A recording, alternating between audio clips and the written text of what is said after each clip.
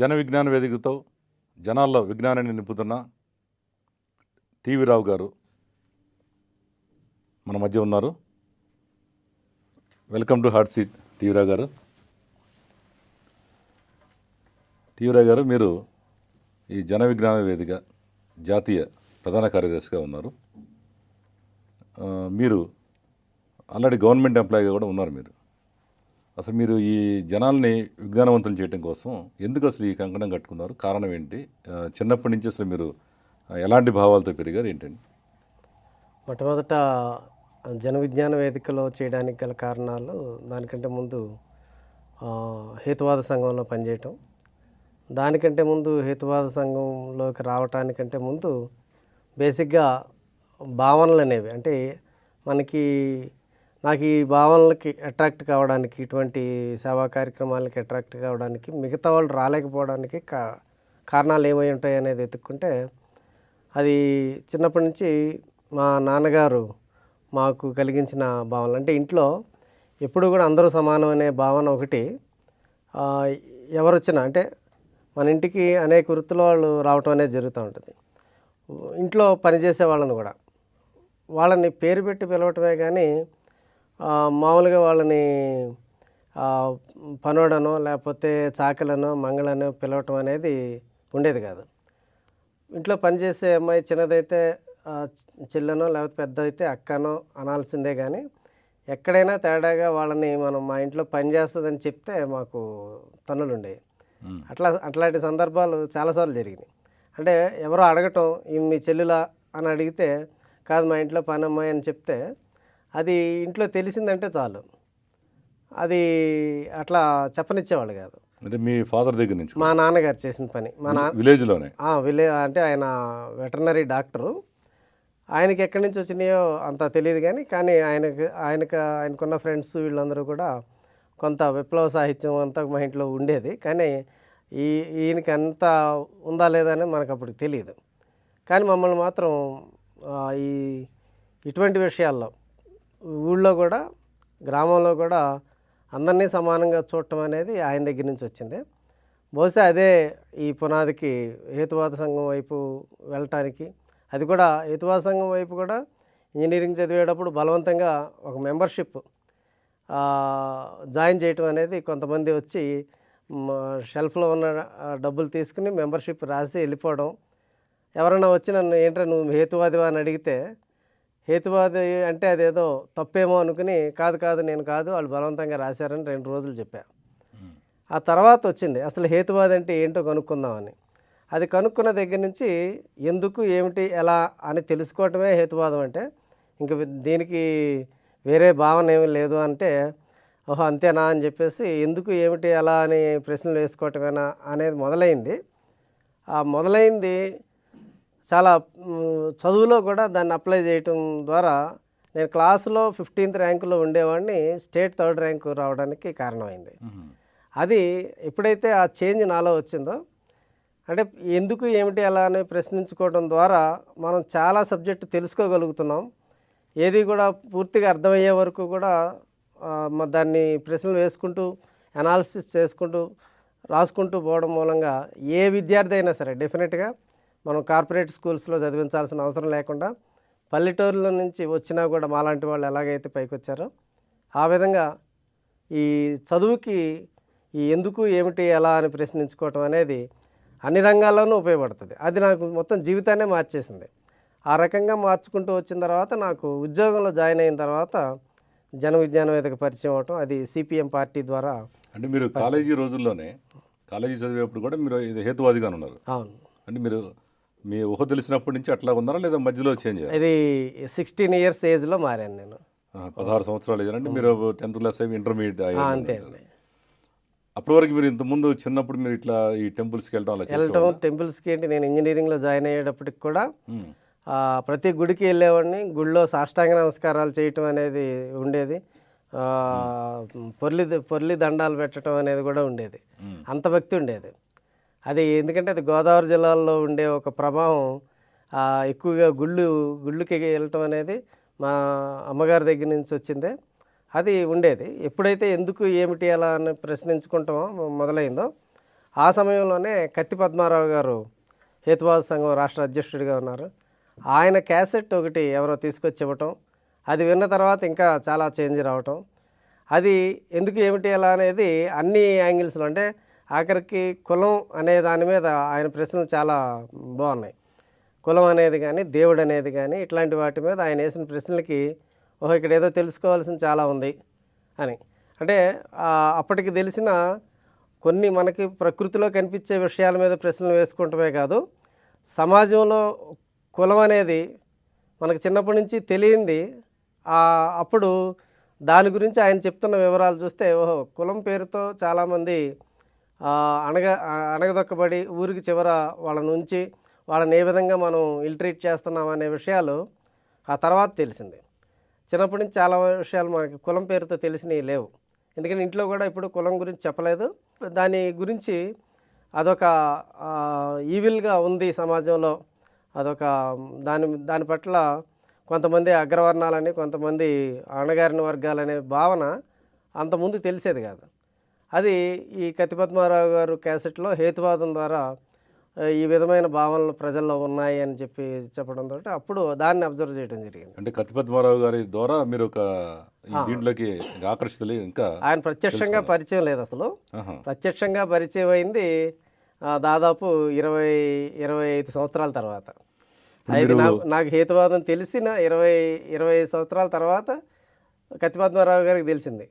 అప్పటికి నేను రాష్ట్ర ప్రధాన కార్యదర్శిగా ఉన్న టైంలో ఆయనకి అప్పుడు చాలా ఆనందం కలిగింది. ఆయనకి ఎవరో చెప్పారు, ఆయన ఎప్పుడు చెప్పినా మీ గురించే చెప్తుంటాడండి, కానీ మీకు తెలియదు, మీ ద్వారానే ప్రభావితం అయినట్టు అని. ఎందుకంటే ఆయన రాష్ట్ర అధ్యక్షుడిగా ఉన్నప్పుడు హేతువాద లక్ష్మి అని జిల్లా అధ్యక్షురాలుగా ఉండేది ఆమె, ఇది వెస్ట్ గోదావరి. ఆవిడ ఇప్పుడు అవయవ దాన కార్యక్రమాల్లో ఇప్పుడు రాష్ట్ర స్థాయిలో చాలా పెద్ద ఎత్తున అవేర్నెస్ క్యాంపెయిన్ చేస్తున్నామే. హేతువాద లక్ష్మి అంటారు, గూడూరి లక్ష్మి ఆమె పేరు. ఇప్పుడు ఈ హేతువాద సంఘం అనేది ఈ రాష్ట్రంలో అంటే బలంగా పనిచేస్తుందంటారా, లేదంటే ఊరికి నామకాయ వాస్తవం ఉందా? ఇప్పుడు ఏంటంటే హేతువాదం అనేది ఒక తీవ్రవాదం లాగా చాలామంది దాన్ని ఏంటంటే అది దేవుడు లేడు అంటారనే దగ్గర చాలామంది భయపడి దానికి దూరంగా ఉండటం. హేతువాద సంఘాలు కూడా పనిచేసిన విధానంలో కూడా పబ్లిక్కి అంటే హేతువాద సంఘాలు యాక్చువల్గా అట్లనే పనిచేస్తాయి. ఏది హేతువాదం చెప్పుకుంటూ హిందూ మతంలో ఉన్న లోపాలను కానీ, క్రిస్టియానిటీలో ఉన్న లోపాలు కానీ, ఇస్లాంలో ఉన్న లోపాలు కానీ వాళ్ళు ఎత్తి చూపడం అనేది జరుగుతూ ఉంటుంది. అంటే అన్ని మతాల్లో ఉన్న లోపాలు వాళ్ళు ఎత్తి చూపిస్తారు. డెఫినెట్గా అన్ని మతాల్లో ఉన్న లోపాలు చెప్తుంటారు. శాస్త్రీయ దృక్పథం మీద కూడా కాన్సన్ట్రేట్ చేస్తారు. నాస్తికత్వం అనేది ఇంక వేరు. దీనికంటే ఏంటంటే వాళ్ళు కంక్లూజన్ అంటే దేవుడు లేడు అని చెప్తారు. హేతువాదులు అది కాదు, దేవుడు లేడు అనే కంక్లూజన్తో ఉండేది నాస్తికులు. హేతువాదులు అనేవాళ్ళు ప్రశ్నించడం అనేది, అంటే రీజనింగ్, ప్రతిదానికి రీజన్ కావాలి. అంటే ఇప్పుడు నాస్తికులు వేరు, హేతువాదులు వేరు. నాస్తికులు అనేవాళ్ళు డైరెక్ట్గా వాళ్ళు కంక్లూజన్కి వచ్చేసారు, దేవుడు లేడనే చెప్తారు వాళ్ళు. హేతువాదుల దగ్గరికి వచ్చేటప్పటికి కార్యకారణ సంబంధాల దగ్గర ఉన్నారు. కార్యకారణ సంబంధాలను ఎతుకుతుంటారు. అంటే హేతువాదుల్లో చాలామంది దేవుడిని నమ్మటం అనేది ఉండదు, కానీ ప్రశ్నించడం అనే దగ్గర ఉంటుంది. అంటే మీరు వాళ్ళు కంక్లూజన్లోకి వచ్చి ఉంటారు నాస్తికులు అనేవాళ్ళు. మీరు ప్రధానంగా చిన్నప్పటి నుంచి కూడా మీ ఫాదరు పెంపకం వల్ల కానీ మీ పరిసరాల్లో కూడా మీరు మీ ఇంట్లో ఉన్న అలవాట్లు, తర్వాత కత్తి పద్మారావు గారి ద్వారా మీరు అట్రాక్ట్ అవ్వటం, తర్వాత హేతువాద సంఘం, ఈ రకంగా మీరు పెరిగారు. అసలు మీరు ఈ జన విజ్ఞాన వేదిక ఏంటి, దీంట్లో మీరు ఎలా ప్రవేశించారు చెప్పగలరా? ఇప్పుడు ఈ సిపిఎం పార్టీలో మొట్టమొదట సిపిఎం పార్టీలో పనిచేశాను. సిపిఎం పార్టీ నుంచి జన విజ్ఞాన వేదిక యాక్టివిటీస్లోకి వెళ్ళటం జరిగింది. అది 1992 అక్షరాస్యత ఉద్యమం అప్పుడు జాయిన్ అయ్యాం. అక్షరాస్యత ఉద్యమం జరుగుతున్నప్పుడు అది విజయవాడ దగ్గర ఉన్న ఇబ్రహీంపట్నంలో మొట్టమొదట జన విజ్ఞాన వేదికలో జాయిన్ అయ్యాను.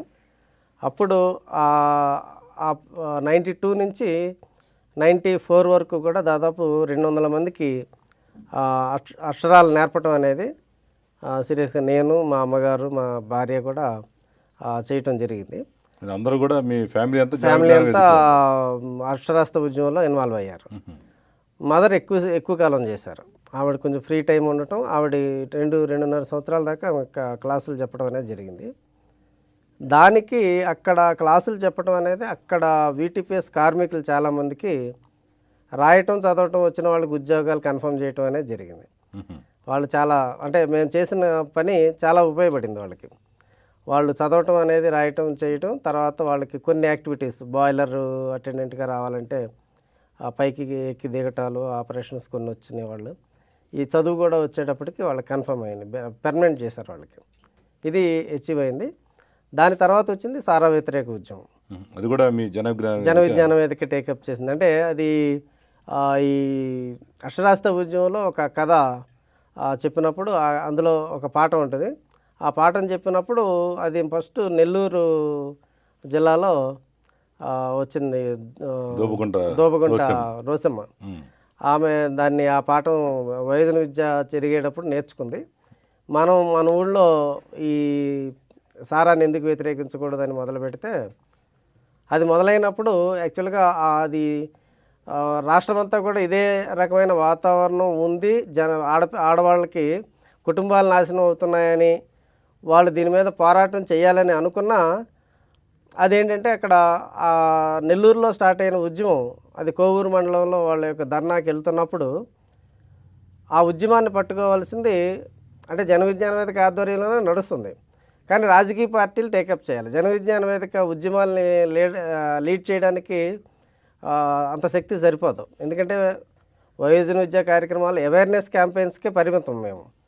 అంటే జనాలకి విషయాలు తెలియజేయటం వరకే కానీ వాళ్ళని లీడ్ చేయడం అనే పాత్ర ఉండేది కాదు. కానీ అనుకోకుండా రాజకీయ పార్టీలు స్పందించబోయేటప్పటికి జన విజ్ఞాన వేదిక టేకప్ చేయటం అది కొంచెం పెరిగి పెద్దదవుతున్న టైంలో ఎన్టీ రామారావు గారు ఆయన చెన్నై నుంచి అప్పుడు ప్రతిపక్షంలో ఉండటం, ఆయన చెన్నై నుంచి ఇటు నెల్లూరు వైపు కారులో వస్తుండగా ఈ ఆడవాళ్ళందరూ ట్రాక్టర్లు ధర్నాకి వెళ్తుంటే ఎక్కడికి వెళ్తున్నారు ఏంటని అడిగి ఇట్లా వెళ్తున్నాము మా ఊరికి సారా బాధ ఎక్కువైపోయింది అని చెప్తే ఆయన ఈ ట్రాక్టర్ల కంటే ముందు కోవూరు మండల ఆఫీస్కి ముందే వెళ్ళిపోయి అక్కడ పైన నుంచుని ఈ వీళ్ళందరినీ అడ్రస్ చేసి మొదలుపెట్టింది. అప్పుడు అది హైలైట్ అయింది. ఇప్పుడు ఈ రోసమ్మ ఆమె కూడా మీ వేదిక నుంచి వచ్చినామే, జన విజ్ఞాన వేదిక వయోజన విద్యా కార్యక్రమం నుంచి వచ్చినామే.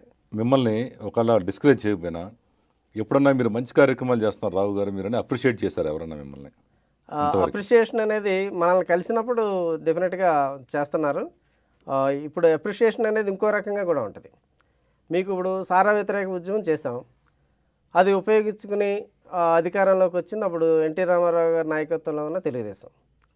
తర్వాత ప్రజల వద్దకు పాలన జన్మభూమి చేశారే, దానికంటే ముందు హమారా దేశ్ అని చెప్పి దేశవ్యాప్తంగా జరుగుతున్న కార్యక్రమం ఆంధ్రప్రదేశ్లో చేశాం. అదేంటంటే నీ గ్రామాన్ని తెలుసుకో గ్రామాన్ని మార్చుకో అనే టైటిల్ మీద ఆంధ్రప్రదేశ్లో జరిగిన కార్యక్రమాలు మొత్తం అన్నీ కూడా హెల్త్, ఎడ్యుకేషను అన్ని రంగాల్లో చేసిన కార్యక్రమాలన్నీ కూడా దాన్ని మార్చుకుని సింబల్ కూడా హమారా దేశ్ సింబల్లో దాన్నే జన్మభూమి సింబల్గా మార్చుకున్నారు. అంటే అందులో 4 వ్యక్తులు ఉంటే దాన్ని 8 కింద చేసుకున్నారు. అలాగే కార్యక్రమాలన్నీ కూడా జన్మభూమి కింద పేరు మార్చుకున్నారు. అంటే చేశారు. అంటే ఈ జన విజ్ఞాన వేదిక చేసిన కార్యక్రమాలని ఈ కలెక్టర్ల దగ్గరుండి చూసి దానిని మనం చేద్దాము అనేది ప్రభుత్వానికి వచ్చి ఐఏఎస్ ఆఫీసర్ల ద్వారా ఆ స్కీమ్ని ఆ రకంగా మార్చుకోవడం, అది చంద్రబాబు నాయుడు గారు 99లో 2000లో మరలా పోటీ చేసి గెలవడానికి ఉపయోగపడింది. కాబట్టి ఇటువంటి జన్మభూమి కార్యక్రమాలు మళ్ళీ 2004కి వచ్చేటప్పటికి ఎలక్షన్స్లో మరలా ఒక మార్పు ఏంటంటే అప్పటికి విద్యుత్ సమస్య వచ్చింది. అప్పుడు ఉచిత విద్యుత్ గురించి తయారు చేసింది కూడా జన విజ్ఞాన వేదికే. జన విజ్ఞాన వేదిక అది తయారు చేసి 2002లో ప్రతిపక్షంలో ఉన్న రాజశేఖర రెడ్డి గారికి, కేసీఆర్ గారికి ఇద్దరికి ఇవ్వడం జరిగింది. అప్పుడు 2001లో తెలంగాణ రాష్ట్ర సమితి స్టార్ట్ అయింది. రాజశేఖర రెడ్డి గారు ఆయన నడిపిస్తూ ఉన్నారు కాంగ్రెస్ పార్టీని.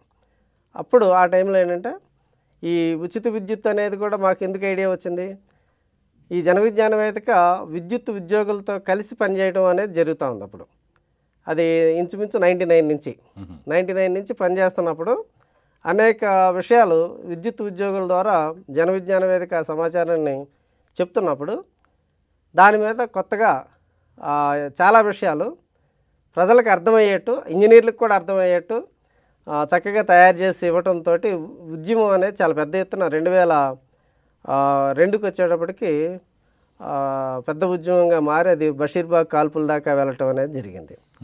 అంత ఉద్యమాన్ని మొట్టమొదటి విత్తనం వేసింది విద్యుత్ ఉద్యోగుల ద్వారా జన విజ్ఞానం కలిసి పనిచేయడం ద్వారా వచ్చింది. ఈ ఉచిత విద్యుత్ ఐడియాని తయారు చేసుకుని గుంటూరులో ఒక బహిరంగ సభ చేస్తున్నప్పుడు రాజశేఖర రెడ్డి గారు అక్కడ తిరుగుతూ ఉన్నప్పుడు రాజశేఖర రెడ్డి గారిని, రోసయ్య గారిని మా వేదిక మీదకి పిలిచి ఈ డాక్యుమెంట్ ఇవ్వడం జరిగింది. దాన్ని యాక్చువల్గా అయితే అంత ముందు కూడా వాళ్ళు ఈ ఉచిత విద్యుత్తు అనేది ఒక కాన్సెప్ట్ వాళ్ళకు కూడా మైండ్లో ఉంది. ఎవరికి రాజశేఖర రెడ్డి గారి దగ్గర సోమయాజులు గారు వాళ్ళు వీళ్ళంతా ప్లాన్ చేసుకుంటున్నారని తెలిసింది. కానీ మాకు తెలియదు, మాకు ఆ విషయం తెలియదు. మేమేంటంటే విద్యుత్ ఉద్యోగులు స్ట్రైక్ చేసి ఎంత చేసినా మొత్తం ఉద్యమం కొంత దూరమే తీసుకెళ్ళగలిగాం, ప్రైవేటైజేషన్ ఆపలేకపోయాము అనే దీంతో ప్రజల్లోకి వెళ్ళాలి. ప్రజల్లో ఫస్ట్ ఎవరి దగ్గరికి వెళ్ళాలి అంటే రైతుల దగ్గరికి వెళ్ళాలి. రైతులు ఏ విధంగా వాళ్ళ సమస్యలు ఉన్నాయో చూద్దామని చెప్పి ఆ పరిశీలన చేసినప్పుడు మెట్ట రైతులకి బోరు వాళ్ళే వేసుకుని మోటార్ వాళ్ళే పెట్టుకుని కరెంటు బిల్లు కూడా కట్టడం అనేది సాధ్యం కాని పని కాబట్టి వాళ్ళని మీరు మాకు కరెంట్ అన్నా ఉచితంగా ఇవ్వండి, లేకపోతే నీళ్ళు అన్నా ఇవ్వండి. డ్యామ్ కింద రైతులకేమో నీళ్లు ఎకరానికి 250 తీసుకుని ఇస్తున్నారు, మాకేమో చాలా అవుతుంది. కరెంటు బోరు పని చేయకపోతే మళ్ళీ బోర్ వేసుకుని ఇన్ని పనులు చేసుకోవాల్సి వస్తుంది, ఇస్తారా ఎవరా అనేది ఆ కాన్సెప్ట్ని తీసుకెళ్ళినప్పుడు అది విద్యుత్ ఉద్యోగులు వాళ్ళ ఉద్యోగ ప్రైవేటైజ్ కాకుండా ఉండడం కోసం వచ్చిన ఆలోచన ఉచిత విద్యుత్తు. అది అప్పటికి 270 కోట్లే ఖర్చు విద్యుత్తును ఉచితంగా ఇవ్వటం అనేది. ఇప్పుడైతే 5,000 కోట్ల దాకా పెరిగింది. అంటే ఇప్పుడు మీ ప్రభావం వల్ల 5,000 కోట్లు, మా ప్రభావం వల్ల 5,000 కోట్లు ప్రభుత్వానికి భారం అయినా దాదాపు ఒక 30,000 కోట్ల రూపాయలు వ్యవసాయం జరుగుతుంది. అంటే వ్యవసాయం ఉత్పత్తులు అంటే మీకు ఎప్పుడైతే విద్యుత్తు భారం అనుకుంటే గ్రామాన్ని రైతు వదిలేసి వ్యవసాయం చేయకుండా పట్టణానికి వచ్చాడంటే అనేక రకాల సమస్యలు పట్టణంలో మొదలవుతాయి. అంటే గ్రామాల్లో ఒక ఎకరం ఉన్న రైతు వదిలేస్తే ఏమవుతుందిలే అని అనుకుంటే కాదు, ఒక ఎకరం ఉన్న రైతు చుట్టూ ఇంకొక 6 పని చేస్తుంటారు. చేతి వృత్తుల వాళ్ళు కావచ్చు, దాంతో వ్యాపారం చేసేవాళ్ళు కావచ్చు, ఇక అనేక రకాల ఉత్పత్తులు ఆ గ్రామాల్లో అమ్ముకునే వాళ్ళు కావచ్చు. మొత్తానికి ఏంటంటే గ్రామంలో ఉండే రైతుల సంఖ్యను తీసుకుంటే వాళ్ళకి ఒక 6 రెట్లు పనిచేసేవాళ్ళు ఉంటారు. కాబట్టి కాన్సెప్ట్ ఎప్పుడు కూడా విద్యుత్తు ఉచితంగా ఇవ్వటం అనేది కాదు, ఇవ్వకపోతే వాళ్ళు ఏమైపోతారనే దగ్గర చూసుకుంటే టోటల్గా బిజినెస్ కూడా ఎవడో చేయలేడు. రైతులు బాగుంటేనో, రైతు కూలీలు బాగుంటేనో, వాళ్ళ ఆర్థిక పరిస్థితి బాగున్నప్పుడే వాళ్ళు ఏమైనా కొనుక్కుని తినగలరు, పని చేయగలరు. అసలు ఆ ట్రాన్సాక్షన్స్కే దూరం అయిపోయినప్పుడు బిజినెస్ ఉండదు, ఏముండదు. చాలామంది ఏమనుకుంటున్నారంటే ఉచితంగా ఇవ్వడం కరెక్ట్ కాదు అనుకుంటున్నారు. ఉచితంగా ఇవ్వకపోతే మొత్తం సొసైటీ నాశనం అయిపోద్ది. ఈ రకంగా రకరకాలుగా అంటే కొన్ని ప్రభుత్వాలను కూడా మీరు చేసే పనుల వలన ఉన్న ప్రభుత్వాలు మారిపోయి ప్రతిపక్షం వాళ్ళు మీ యొక్క సబ్జెక్ట్ని తీసుకుని అధికార పక్షానికి వస్తున్నారు. మీరు చెప్పేదాన్ని బట్టి వాళ్ళు అధికార పక్షానికి వచ్చిన తర్వాత ఏనాడైనా కానీ అప్పట్లో ఈ సారా ఉద్యమంతో మన రామారావు గారు కానీ రాజశేఖర రెడ్డి గారు విద్యుత్ దీంతో కానీ అధికారంలోకి వచ్చిన తర్వాత ఈ జన విజ్ఞాన వేదిక వాళ్ళు ఈ రకం మంచి కార్యక్రమాలు చేస్తున్నారు. కాబట్టి దీనికి ఏదైనా గవర్నమెంట్ నుంచి మనం సపోర్ట్ చేయాలన్నది ఎప్పుడన్నా ఉందా? అసలు ఆలోచించారు వాళ్ళు?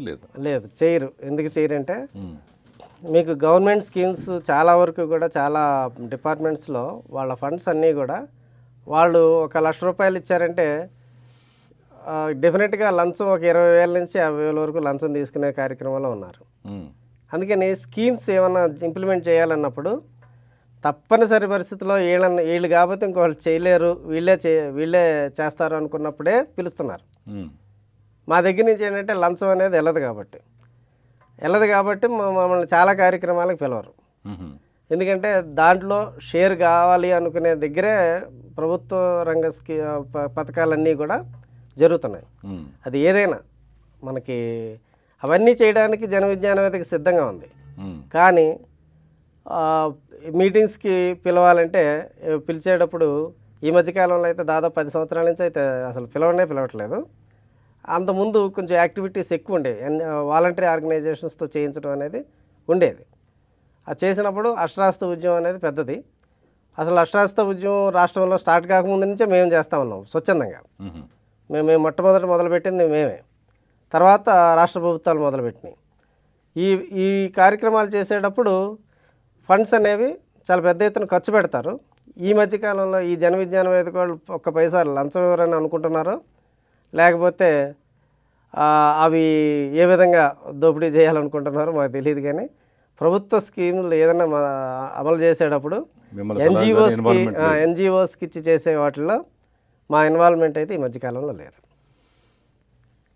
రావు గారు, మీరు అనేక వీటి మీద ఉద్యమాలు చేస్తున్నారు, రకరకాల ప్రజలను చైతన్యవంతులు చేస్తున్నారు, విజ్ఞానాన్ని పెంపొందిస్తున్నారు.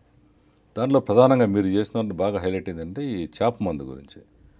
ఈ చేప మందు అనేది ఎన్నో సంవత్సరాలు అనాది కాలంగా వస్తుంది. మన రాష్ట్రంలోనే కాకుండా భారతదేశంలో అనేక మంది ఆ చేప మందు వేసుకొని మాకు బాగా తగ్గింది అని చెప్పి చాలామంది కేంద్ర మంత్రులు కానీ ఇతర జడ్జెస్ కానీ కేంద్ర ప్రభుత్వం రాష్ట్ర ప్రభుత్వానికి చెందిన అనేక మంది ఆఫీసర్స్ కూడా వచ్చి ఇక్కడ ఉండి ఒక విఐపి జోన్ ఏర్పాటు చేసేవాళ్ళు. విఐపీలందరూ ఇట్లా వెళ్ళాలని.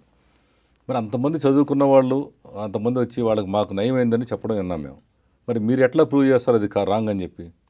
అంటే ఒక విషయాన్ని అది తప్ప రైటా అని జడ్జ్ చేయాలంటే ఒక శాస్త్రీయ పద్ధతి ఉంటుంది. ఇప్పుడు ఈ విధంగా మనకి చేప మందు అనేది అది ఉబ్బసానికి, జలుబు, దగ్గు, ఉబ్బసం లేదా ఇంకా ఇట్లాంటివన్నీ ఏంటంటే కొన్ని జలుబు మీకు మందులు వాడితే వారం రోజుల్లోనూ, వాడకపోతే 7 రోజుల్లోనూ తగ్గుతుందని అంటే మీరు వాడినా వాడకపోయినా తగ్గుతుందని. ఇట్లా సైకోసొమాటిక్ డిజార్డర్స్ సంబంధించిన జబ్బులు ఒక 70 ఉన్నాయి. అది Indian council for medical research వాళ్ళు తయారు చేసిన లిస్టు. వాటికి మందులు వాడినా వాడకపోయినా తగ్గిపోద్ది. అందులో ఉన్నది ఈ ఉబ్బసం. ఉబ్బసం అనేది దానికి క్యూర్ అనేది లేదు. ఇప్పుడు మీకు జలుబు ఉంది, మీకు మీ జన్మలో జలుబు రాకుండా చేస్తారనే మందు లేదు ఇప్పటికి. అది ఉంది అని ఎవరన్నా అన్నారు అంటే వాళ్ళు చీట్ చేస్తున్నట్టు లెక్క. జలుబు అనేది వాతావరణాన్ని బట్టి, మీరు తీసుకున్న ఫుడ్ని బట్టి, మీకు ఎన్విరాన్మెంట్ అనేది ఎప్పుడు వస్తుందో ఎప్పుడు పోతుందో అనేది ఉంటుంది. దానికి పెర్మనెంట్గా మీకు రాకుండా చేస్తాననేది ఉండదు. అలాగే ఉబ్బసం కూడా. ఈ ఉబ్బసానికి ఏంటంటే ప్రపంచంలో ఇంతవరకు క్యూర్ అనేది లేదు, ప్రివెన్షనే ఉంది. మీరు దాని బారిన ఇబ్బంది పడకుండా ఉండడం కోసం కొన్ని స్టెరాయిడ్స్ సంబంధించిన కొన్ని మందులు మీకు ఇవ్వటం జరుగుతూ ఉంటుంది. అది ఇన్హేలర్స్ కావచ్చు, ఇంకోటి కావచ్చు. అది మీకు ఏదైతే ఎలర్జీ క్రియేట్ చేస్తుందో వాటిని అవాయిడ్ చేయడానికి కొన్ని టెస్టులు పెడతారు. ఆ టెస్టుల ద్వారా మీరు ఆ పదార్థాలు తినొద్దు, లేకపోతే ఆ పరిసరాల్లోకి వెళ్ళొద్దు అని చెప్తారు.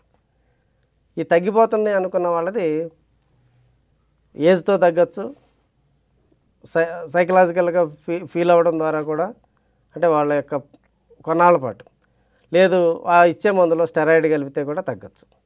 అది తగ్గటం అనేది తాత్కాలికమైనది, కొంతకాలం తగ్గుతుంది, తర్వాత మళ్ళీ రావచ్చు. కొంతమంది బాగా తగ్గిపోయింది అనుకున్న దానికి ఎన్విరాన్మెంటే చేంజ్ చేయడం జరిగింది. ఇటువంటి వాటినే డాక్టర్స్ చెప్తారు. ఇక్కడ మనం చేప మందు విషయంలోకి వచ్చేటప్పటికి కొరమేను చేప పిల్ల ఎందుకు వాడాలి, కొరమేను చేప పిల్లలో నోట్లో పెట్టేది ఏంటి, ఇవన్నీ పరిశీలించినప్పుడు నాలుక లాగి వాళ్ళు గొంతులో వేయటం అన్నీ చూసినప్పుడు, ఆ నాలుక లాగి గొంతులో వేయటం అంటే మీరు ఎప్పుడైనా ఈఎన్టీ డాక్టర్ దగ్గరికి వెళ్ళినప్పుడు బేర్ హ్యాండ్స్తో ఎప్పుడు కూడా నాలుకను పట్టుకోరు. ఎందుకంటే చేతులకి దాదాపు 1000 రకాల బ్యాక్టీరియా అంటుకుని ఉంటుంది. ఏదైనా కూడా ఆ క్షణంలో అది లాలాజల సంబంధమైన జబ్బులు రావచ్చు. చేతికి అంటుకున్న బ్యాక్టీరియా లోపలికి వెళ్తే మనిషికి అనేక రకాల జబ్బులు వస్తాయి. కాబట్టి అలా పట్టుకోకూడదు, అది తప్పు ఫస్ట్. తర్వాత ఏం చేస్తున్నారు, వరుసలో లక్షల మంది అలా క్యూలో వస్తుంటే ఆ నాలుక లాగటం, నోట్లో తోయటం, మళ్ళీ చెయ్యి కడుక్కుంటూ ఉండదు.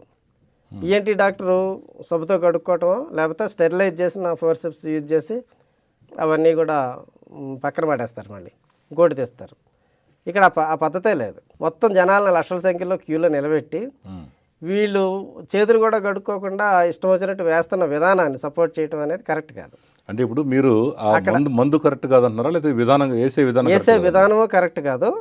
అసలు ఆ మందు అసలు ఇంతవరకు ప్రపంచంలో ఆ మందే లేదు దానికి. అవును, ఇప్పుడు ఇది ఆయుర్వేదం, మన భారతదేశంలో ఆయుర్వేదం ఎంతో కాలం నుంచి ఉంది, ప్రాచీన కాలం నుంచి. వాళ్ళ ఒక్క ఫ్యామిలీయే వాళ్ళకి తెలుసు. అది కాబట్టి వాళ్ళు ఇది మందు ఉన్నదని కాబట్టి ఇన్ని లక్షల మంది వస్తున్నారు. అదే ప్రభుత్వం కూడా ఏర్పాట్లు చేస్తుంది, లక్షల రూపాయలు ఖర్చు పెట్టి పోలీస్ సెక్యూరిటీ ఏర్పాటు చేస్తుంది. అదే ప్రభుత్వం ఏర్పాటు చేయాలంటే ఫస్ట్ బేస్ ఉండాలి వాళ్ళకి. ఆయుర్వేదం వాళ్ళని అడిగాం, ఉమ్, ఆయుష్ డిపార్ట్మెంట్ వాళ్ళని అడిగాము, ఆయుర్వేదం వాళ్ళని అడిగాం. యూనివర్సిటీ ఉంది కదా వాళ్ళకి ఉమ్. ఆ కాలేజ్ వాళ్ళని అడిగితే ఇది అసలు ఆయుర్వేదంలో లేదని చెప్పి మరి వాళ్ళే చెప్పి గవర్నమెంట్కి దీన్ని ఆపించవచ్చు కదా, మరి మీరెందుకు స్పందిస్తున్నారు దాని మీద? వాళ్ళ మీద కేసు వేసాం కదా. ఆయుర్వేదం డిపార్ట్మెంట్ మీద వేసాం, హోమియోపతి డిపార్ట్మెంట్ మీద వేసాం, అలోపతి డిపార్ట్మెంట్ మీద వేసాం, చీఫ్ సెక్రటరీ మీద వేసాం, డ్రగ్ కంట్రోలర్ మీద వేసాం. ఉమ్, ఇంతమందిని ఇన్వాల్వ్ చేసాం ఆ కేసులో. మీరు ఎందుకు ఇంతవరకు గవర్నమెంట్కి ఇన్ఫామ్ చేయలేదు? ఉమ్, ఒక్కొక్కరి దగ్గర అఫిడవిట్లు తీసుకున్నాం, ఉమ్, వాళ్ళ రిప్లై తీసుకుని కోర్టులో వేసినప్పుడు వాళ్ళు ఏంటంటే ఈ డ్రగ్ కంట్రోలరు అలోపతి ఆయనేమో అది మాకు అసలు సంబంధం లేని మందు అది. ఉమ్. ఆయుర్వేదం వాళ్ళు మా ఆయుర్వేదంలో ఎక్కడా చేప మందు లేదు. మరి లేదని తెలిసినప్పుడు వాళ్ళు కూడా రిపోర్ట్ ఇచ్చినప్పుడు ఈ ప్రభుత్వం ఎందుకు దాన్ని ఆపేయట్లేదు? కారణం ఏంటి? ఏంటంటే ప్రభుత్వాలు ఎప్పుడూ కూడా ఏంటంటే తిరుపతిలో దేవుడు లేడంటే తిరుపతిని ఏమి ఆపారు. కాబట్టి ఏంటంటే ప్రజలు ఎటు పోతున్నారో వాళ్ళ ఓట్ల కోసమే ప్రయత్నం చేస్తారు, కానీ వాళ్ళకి ఉన్న నిజాన్ని చెప్పాలనే ప్రయత్నం చేస్తే ఈ వాటికి చేప మందుని ఎప్పుడూ ఆపేయచ్చు. చేప మందు మీద ఒక పరిశోధన చేయాలి, అది పనిచేస్తుందా లేదా అంటానికి ఒక 5 సంవత్సరాలు చాలు. ఆ మందు అసలు మందేనా అనేది కూడా పరిశోధన చేయాలి. కాబట్టి ఇటువంటి విషయాలు చేయడానికి ఇంతవరకు కూడా వాళ్ళు సాహసించాలి. పైగా ఆ జనం కూడా మన ఓట్లు అనే లెక్కలో ప్రతి ఒక్కళ్ళు కూడా నోరు మూసుకుని ఉంటున్నారు. ఇక్కడ జరిగే ప్రమాదం ఏంటి? నాలుగు లాగుతున్నప్పుడు 4 పుండ్లు ఉంటే పుండ్లు చితికి రక్తం కనుక ఏలుకు అంటుకుంటే మళ్ళీ నెక్స్ట్ లైన్లో రెండో వాడిని మళ్ళీ 4 పట్టుకున్నప్పుడు ఈ రక్తం ఆ నోట్లోకి వెళ్తుంది. ఈ ముందున్న వాడికి కనుక ఎయిడ్స్ ఉంటే నెక్స్ట్ వచ్చిన వాడి నోట్లో వెంటనే ఈ రక్తం తీసుకెళ్ళి అంటిస్తే వాడికి ఉపశమనం తగ్గుతుందో లేదో తెలియదు. గ్యారంటీగా ఎయిడ్స్ మాత్రం వచ్చే అవకాశం ఉంది. ఇప్పుడు ఇంత ఘోరమైన మీరు చెబుతుంటేనే అది ఏంటనే ఒక భయంకరంగా అనిపిస్తుంది. మరి ఒక పక్కేమో ఎయిడ్స్ నియంత్రణ కోసం అనేక రకాల కోట్ల రూపాయలు ఖర్చు పెడుతుంది గవర్నమెంట్. మరి మీరు ఇలా చక్కగా దీని గురించి స్టడీ చేసి చెబుతుంటే అయినా కానీ గవర్నమెంట్ ఎందుకు దాన్ని ప్రోత్సహిస్తుంది? మరి మీలాంటి వాళ్ళు ఇంకా ఉపయోగించుకోవచ్చు కదా. ప్రభుత్వం అంటే ఓట్ల కోసం చూసుకుంటుంది అనుకో. అది కాదు, మనుషులు చనిపోతున్నారు ఇక్కడ. ఎయిడ్స్ శాక్స్ అని ఉంది, AIDS control society, AP state AIDS control society. దానికి ఒక కమిషనర్ ఐఏఎస్, ఆయన మళ్ళీ హైదరాబాద్ కమిషనర్గా ఉన్నప్పుడు దగ్గరుండి టోకెన్స్ కూడా ఇవ్వటం అనేది జరిగింది. ఇవన్నీ ఎట్లా ఉంటాయంటే కొంతమందికి దేశంలో ఆయుర్వేదం గురించి అందులో ఎంత నిజం ఉందో తెలుసుకోకుండా కౌగిలించుకునే వాళ్ళు ఐఏఎస్ ఆఫీసర్స్లో కూడా ఉన్నారు. అది శాస్త్రీయమా కాదా అని అంటే ప్రపంచంలో మొట్టమొదటి వచ్చిన వైద్య విజ్ఞానమే ఆయుర్వేదం, కానీ ఈరోజు అది అవసరం లేదు. అందులో హెవీ మెటల్స్ ఉన్నాయి, దాంతో వైద్యం చేస్తే కిడ్నీలు పాడైపోయే అవకాశం ఉంది. ఇటువంటి విషయాలని స్పష్టంగా తెలుసుకోకుండా ఈరోజు ఇక ఆ ప్రాక్టీస్ అవసరం లేదు. ఆయుర్వేదం అనేది ఓ స్టడీ, దాని మీద రీసెర్చ్ ఫర్దర్గా కంటిన్యూ కావట్లా. అలోపతిలో జరిగిన ఆవిష్కరణలు ఆయుర్వేదంలో ఫర్దర్గా లేనప్పుడు ఆల్రెడీ ఆ వైద్యం ఏదైతే ఉందో ఆ వైద్యం అంతా కూడా మనకి సింపుల్గా వచ్చేసింది బయట. ఇప్పుడు అంటే నాటు పద్ధతిలో నడుస్తుంది అది. మీ దృష్టిలో ఆయుర్వేదం అనేది పనిచేయదు, ఇప్పుడు అవసరం లేదు. ఆయుర్వేదం అనేది అవసరం లేదా, పనిచేయదా? పనిచేయడం కాదు, సైడ్ ఎఫెక్ట్స్ ఉన్నాయి. రెండోది హోమియోపతి కూడా మందు కాదు. మరి ప్రస్తుతం మన రాష్ట్రాల్లో, తెలుగు రాష్ట్రాల్లో అత్యధికంగా ఈ రెండింటి మీద ప్రచారం జరుగుతుంది. ఈ గవర్నమెంట్ అధికారులు కూడా వాటిని ప్రోత్సహిస్తున్నారు. మరి దీని మీద మీ జన విజ్ఞాన వేదిక ఎలాంటి ఉద్యమం తీసుకోబోతుంది? ప్రస్తుతానికి ఏంటంటే కార్యకర్తలకి ఎడ్యుకేట్ చేయడం అనేది చేస్తూ ఉన్నాం. ఇది ఎందుకు ఈ విధంగా చేస్తున్నాం అనేది, ప్రజలు ఈ విధమైన జబ్బులతోటి అంటే ఈ ప్రైమరీ హెల్త్ కేర్ విషయంలో ప్రభుత్వం ప్రైమరీ హెల్త్ కేర్ విషయంలో ఈ ఆయుర్వేదము, నాటు వైద్యము, హోమియోపతి లేదా ఇంకేమన్నా ప్రాణిక్ హీలింగు, రేకి, మ్యాగ్నెటోథెరపీ, అరోమా థెరపీ, ఆక్యుప్రెషర్ ఇట్లాంటి చాలా అంటే మీరు వైద్య విధానాలు చూస్తే పల్లెటూర్ల నుంచి పట్టణాల వరకు కూడా మీకు ఒక 50 రకాల వైద్య విధానాలు కనిపిస్తుంటాయి. ఈ వైద్య విధానాల్లో ఏది కరెక్ట్ ఏది అని చూసుకునేంటే కొన్ని మతాలు ఒక క్రిస్టియానిటీ ఉందంటే స్టేజ్ మీదకి పిలిచి ప్రార్థన చేస్తే తగ్గిపోతుందని చూపిస్తుంటారు. అది వాళ్ళని చీట్ చేయటమే. అలాగే కొన్ని మతాల్లో ప్రసాదం ఇస్తే తగ్గిపోద్దని, విభూతి రాస్తే తగ్గిపోద్దని ఇట్లా చేసేవాళ్ళు బాబాలు వీళ్ళు కూడా ఉన్నారు. అలాగే ఇస్లాంలోకి వచ్చేటప్పటికి తాయెత్తులు కట్టేవాళ్ళు ఉంటారు. తాయెత్తులు కట్టడం, సాంబ్రాణితో పొగేసి మంత్రాలు వేయటం వాళ్ళకు కూడా ఉంది. ఇవన్నీ ఏంటంటే మనం క్వాక్స్ అంటాం. అంటే వీళ్ళు అసలు డాక్టర్లు కాదు, డాక్టర్లు కాకుండా మనుషులను ఏంటంటే వీళ్ళ యొక్క ప్రత్యామ్నాయ వైద్య విధానాల పేరుతో ప్రజల్ని మోసం చేయడం. అది ఇటువంటి వాటిని గవర్నమెంట్ గుర్తించినా కూడా యాక్షన్ తీసుకోకుండా ప్రజలు వెళ్తున్నారు కదా అని వదిలేస్తూ ఉన్నారు. ప్రజలు వెళ్తుంటారు. అంటే ఇటువంటి వైద్య విధానాల పట్ల ఆకర్షితులు అవ్వడానికి కారణం ఏంటంటే వాళ్ళు చెప్పే మాటలు. నీకు ఇంత కష్టమైన ప్రొసీజర్ ఉంటుంది వైద్యం అంటే ఎవరు, నీకు చిటికలో తగ్గిపోద్ది, నీకు ఎందుకు, నా మావాడు ఒకడు ఉన్నాడు పలానా అడవిలో ఉంటాడు, నువ్వు బస్సు వేసుకుని అక్కడి నుంచి నడిచెళ్ళి ఆ చెట్టు త్వరలో ఎక్కడో కూర్చుని ఉంటాడు, వాడి దగ్గర వాడు నూరిస్తాడు అంటే అదొక అటువంటి స్టోరీలు చాలా ఇంట్రెస్ట్. అటువంటి వాటికి మధ్యప్రదేశ్ అడవుల్లో ఆ మందులు తెచ్చుకోవడానికి వెళ్ళిన వాళ్ళు ఉన్నారు. మన అరకు రంపచోడవరం అడవుల్లోకి వెళ్ళిన వాళ్ళు ఉన్నారు. అవి తెచ్చుకున్న తర్వాత బాగా వ్యాధి ముదిరిపోయిన తర్వాత సూపర్ స్పెషాలిటీ హాస్పిటల్ అలోపతి వాళ్ళు తిమింగళాల్లాగా రెడీగా ఉంటారు. ఎందుకంటే వాడికి ఆనందం, వాళ్ళకి అందించరు. ఇవన్నీ ఉంటే బేసిక్గా ఎంబీబీఎస్ చదువుకుని ప్రాక్టీస్ పెట్టినోడికి ప్రాక్టీస్ ఉండదు, కానీ సూపర్ స్పెషాలిటీ వాడికి ప్రాక్టీస్ బాగా పెరుగుతుంది. ఎందుకంటే వీడు పైల్స్ ఉన్నవాడు ఏదో మందు రాసుకుంటూ ఉంటాడు, ఆడేదో ఆయుర్వేదం ఆకులు ఇస్తే అవి రాసుకుంటూ ఉంటాడు. తర్వాత అది ముదిరిపోయి క్యాన్సర్లోకి వెళ్ళిన తర్వాత ఇక ఆపరేషన్కి బసవతారకం హాస్పిటల్కో, ఒమేగా హాస్పిటల్లో, లేకపోతే నిమ్స్కో అక్కడ చేరతారు. ఇక అక్కడ ఇక లక్షలు అవుతూ ఉంటాయి. అదే స్టార్టింగ్ వాళ్ళని కంట్రోల్ చేసి వాళ్ళకి లక్షల ఫీజు రాదు కాబట్టి, అంటే వాళ్ళు ఏంటంటే ఖండించమంటే ఖండించరు. ఎవరు అలోపతి డాక్టర్స్ ఎవరో కూడా ఈ వైద్య విధానాలు ఖండించడానికి మా వైద్య విధానం కాదు కాబట్టి మేము మాట్లాడకూడదు అంటారు. వాళ్ళకి ప్రాక్టీస్ బాగుంది. ఇప్పుడు ఇన్ని 50 రకాల వైద్య విధానాలు ఈ భారతదేశంలో ఉండటం అనేది, సూపర్ స్పెషాలిటీ మార్కెట్ అనేది అలోపతిలో చాలా పెద్ద మార్కెట్ అవ్వడం జరిగింది. దీని ఏంటంటే మనం ప్రచారం ఎంత చేసినా కూడా మూఢనమ్మకాలు అనేవి వైద్యంలో చాలా పెద్ద మూఢనమ్మకాలు. దాన్ని నేను వాడితే తగ్గిందండి అని చెప్పేవాళ్ళు సైంటిస్టులు కూడా ఉన్నారు. చేప మందు గురించి నాకు తగ్గిందండి, మా సాక్ష్యం అంటాడు, నాకు తగ్గింది, నా బామర్దికి తగ్గిందంటే కుదరదు. అది వైద్య విధానం, దాన్ని పరిశీలించే శాస్త్రీయ పద్ధతి ఉంటుంది. దాని ప్రకారమే టెస్టులు చేయాలి. టెస్టులు చేసినప్పుడు తగ్గితేనే అది, అంతేగాని ఆయనకి నాకు తగ్గిందంటే దాన్ని పరిశీలించాల్సిన విషయాలు అనేకం ఉంటాయి. అది ఎన్విరాన్మెంటల్ ఫ్యాక్టరా, ఆయన ఏజ్ ఫ్యాక్టరా, ఆయన కాన్స్టిట్యూషన్ ఏంటి, ఏం మారింది, ఆహారం నియమాలు ఏం మారినాయి అన్నీ చూడాల్సిందే. అట్లా సీక్రెట్గా మందులు ఇస్తారు. కొన్ని మందులు ఇస్తున్నామని చెప్పి ఆ మందు ఇవ్వకుండా వేరే మందు ఇస్తారు. వాళ్ళ రియాక్షన్ ఎట్లా ఉందో చూస్తారు. ఇవన్నీ ఏంటంటే సైకాలజీ కూడా దాని మీద ఉంటుంది. కాబట్టి ఇది సైకోసమాటిక్గా రియల్గా ఆ జబ్బుకి రెస్పాండ్ అవుతున్నాడా లేదా అనేది ఉంటుంది. ఆ ప్రొసీజర్ కాకుండా మనం వైద్యం చేయటం అనే దగ్గరికి వచ్చేటప్పటికి ఇటువంటి మూఢనమ్మకాలు, ఇవి మూఢనమ్మకాలు హేతువాదులకు కూడా ఉంటాయి. వైద్యానికి సంబంధించిన మూఢనమ్మకాలు హేతువాదులకు కూడా ఉంటాయి. హేతువాదుల్లో ప్రకృతి వైద్యం చేయించుకునే వాళ్ళు ఉంటుంటారు. ఇవన్నీ ఏంటంటే అది కరెక్టా కాదా అనేది జడ్జి చేయడానికి శాస్త్రీయ పద్ధతి అనేది నేర్చుకోకుండా ఎవరు కూడా వెళ్ళకూడదు. ఈ వాస్తు, బాబాలు, చేతబళ్ళు ఇలాంటి వాటిపై టీవీ రావు గారితో చర్చించే ముందు ఇప్పుడు ఒక చిన్న విరామం.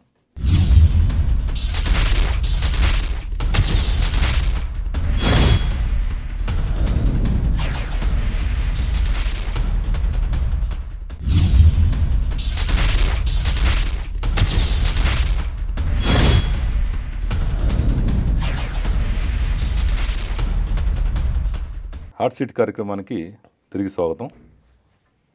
టీవీ రావు గారు, ఇప్పుడు మీరు అనేక ఈ సోషల్ యాక్టివిటీస్లో మీరు పాల్గొంటున్నారు. ముఖ్యంగా దాంట్లో ఈ ప్రజల్ని చైతన్యవంతం చేస్తున్నారు. మరి మీరేమో ఒక పక్కన ఇట్లా చైతన్యవంతం చేసుకుంటూ వెళ్తున్నారు జన విజ్ఞాన వేదిక ద్వారా.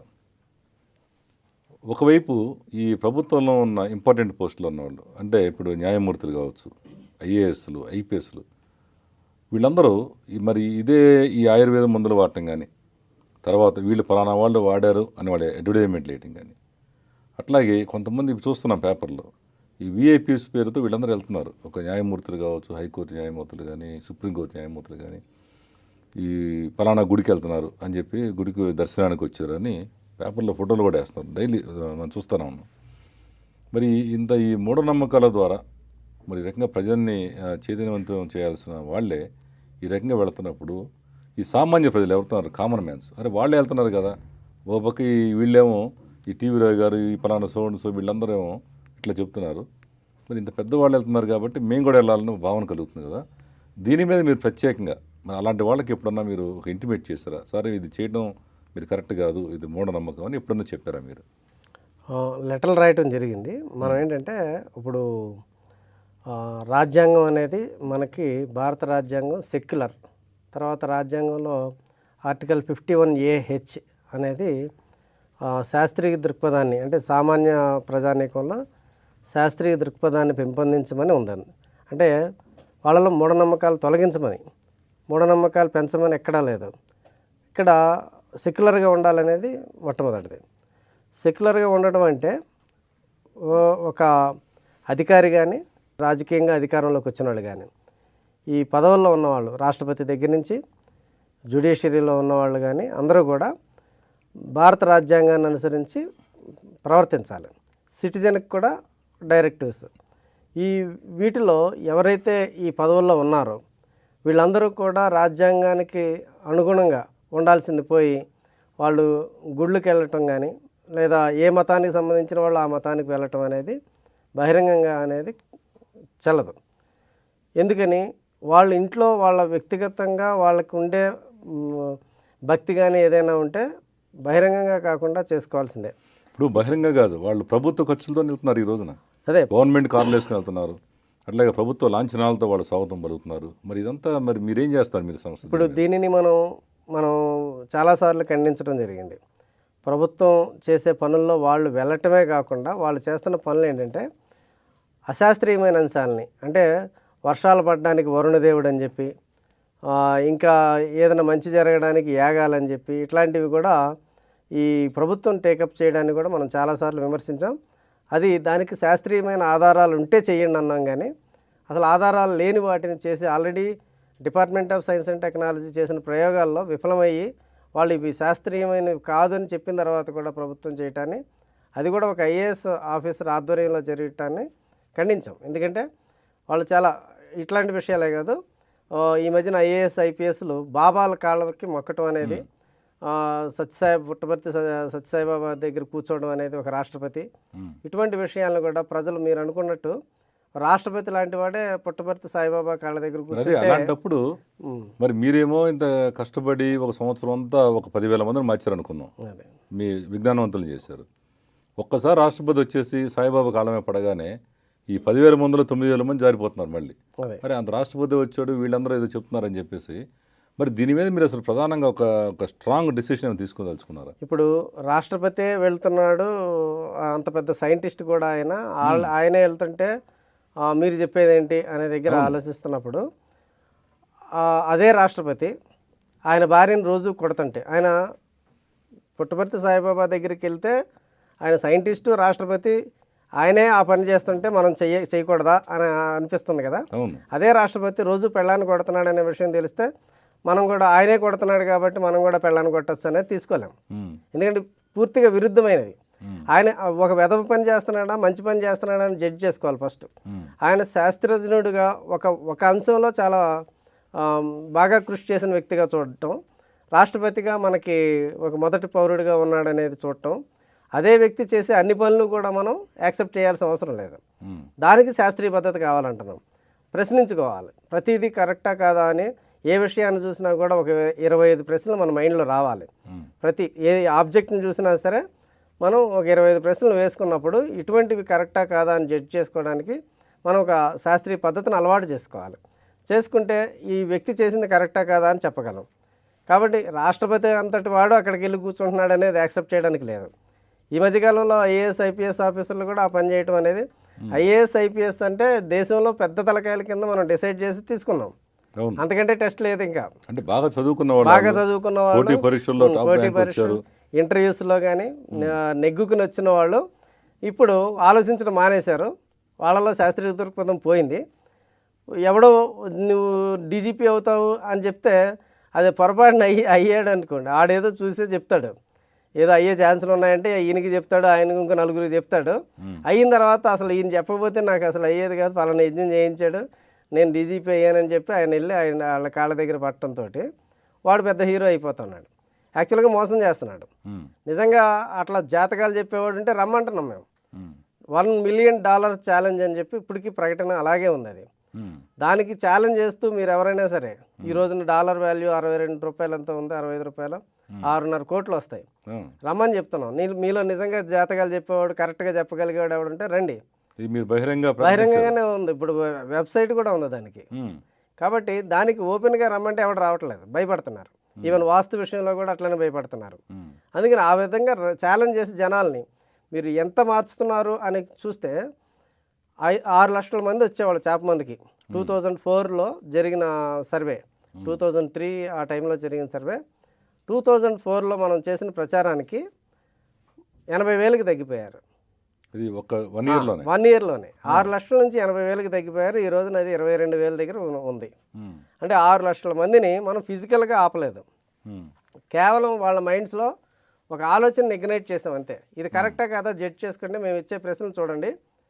శాకాహారులకేమో బెల్లంతో వేసుకోవచ్చు, మాంసాహారులకేమో చేపతో వేసుకోవచ్చు అంటున్నారు. ఏమగా తేడా ఎక్కడొచ్చింది? చేపకి బెల్లంకి సమానం ఎక్కడ సారూప్యత వచ్చింది అనేది ఆలోచించారు. అలాగే మీరు తీసుకెళ్ళిన మందు ఇంట్లో ఫ్రిడ్జ్లో పెట్టిన తర్వాత గ్యారంటీగా 5వ రోజున 6వ రోజున బూజు పడుతుంది. మీరేమో దాన్ని 14 రోజులు వాడాలని వాళ్ళు చెప్తారు, మీరు వేసుకుంటున్నారు. దీని మూలంగా మీకు నష్టం జరుగుతుందా లేదా అంటే అది ఆలోచించారు. క్యూలో నిలబడి మీరు అందరూ గొంతుల్లోనూ అతను చేతులు పెడుతున్నాడు, ఈ గొంతులోంచి తీసుకెళ్ళి ఆ గొంతులో పెడతా ఉన్నాడు. ఉబ్బసం కంటే కూడా వేరే జబ్బులు వచ్చే అవకాశం కదా అనే దగ్గర ప్రజలు భయపడటం జరిగింది. ఇటువంటి వాటికి స్పందించి ప్రజలు చైతన్యవంతులు అవుతున్నారు కాబట్టి ఈ రోజున ఆందోళన అనేది మూఢనమ్మకాలను ప్రచారం చేసే వాళ్ళకి ఒక భయం పట్టుకుంది. ఉదాహరణకి ఇప్పుడు ఈ రంగురాళ్ళు ధరించడంలో, ఈ రంగురాళ్ళు ఈ రాయి వేసుకుంటే బ్రహ్మాండంగా సక్సెస్ అవుతారు, ఆ రాయి వేసుకుంటే అని టీవీల్లో కానీ పేపర్లు యాడ్స్ ఇస్తున్నారు. దాదాపు ప్రతి జిల్లాలో కూడా ఒక పెద్ద పెద్ద షోరూమ్ తెలిసారు. మరి మీరు ఎప్పుడు మరి వాళ్ళ దగ్గర మీరేం డబ్బులు తీసుకోకపోతే నిజంగానే దీని ఏమో రూపుమాపాలనుకుంటే మీ సంస్థ సభ్యులందరూ కూడా ఒక ఉద్యమంలా చేపట్టి ఆ షాపుల ముందు ఎప్పుడన్నా మీరు ఇది కరెక్ట్ కాదని ఎప్పుడన్నా క్యాంపులు కానీ ఒక ధర్నాలు చేయడం కానీ ఎందుకు చేయట్లేదు? మీరు చేసాం ఒకసారి, అంటే ఒకసారి అండి 4-5 సార్లు చేసాం. ఒకటి రుద్రాక్షమాల పాండురంగారావు ఆయన ఈ రవీంద్ర భారతిలో చేసినప్పుడు అప్పుడు చేసాం. దానికి చేస్తే అది ఏమవుతుంది బాగానే చూపించారు, ఏది టీవీల్లో బాగానే చూపించారు దాని గురించి. కాకపోతే ఛానల్స్కి కూడా ప్రత్యేకమైన అడ్వర్టైజ్మెంట్స్, అరగంట అడ్వర్టైజ్మెంట్స్ వాళ్ళే ఇస్తుండడం. ఆ ఛానల్స్ కూడా మళ్ళీ రంగురాళ్ళని నమ్మొద్దు, జ్యోతిష్యాలను నమ్మొద్దు అని ప్రచారం చేస్తుంటాయి. ఇది ఒక ఏంటంటే ఒక ఛానల్ బతకాలన్నా డబ్బులు కావాల్సింది అటువంటి ఆర్గనైజేషన్స్ నుంచే. ఖండించడం సమాజం బాగుండాలి కాబట్టి ఈ విషయాలను చెప్పాలనేది ప్రయత్నం ఛానల్సే చేస్తాయి. వాళ్ళని ఏంటంటే మనం ప్రజల్ని ఎడ్యుకేట్ చేస్తూనే దెబ్బ కొట్టాలి. వాళ్ళు బాగా ఈ రోజున రుద్రాక్షమాలలు కావచ్చు, రంగురాళ్ళు కావచ్చు, డైమండ్స్ అనేవని వీళ్ళందరూ కూడా కోట్ల రూపాయలు ప్రజలను మోసం చేసి సంపాదిస్తున్నారు. నిజంగా వాళ్ళు ఈ డైమండ్ షాప్లో అమ్ముకునే దగ్గర ఉంటారు పిల్లలు. ఈ రత్నం మీరు పెట్టుకుంటే, ఈ రంగురాళ్ళు మీరు పెట్టుకుంటే మీకు నెలకి ₹1,00,000 పైగా ఆదాయం వస్తుందని ఇట్లా చెప్తూ ఉంటారు. అంటే అంత బాగా మీకు ఇది ఉపయోగపడుతుందని.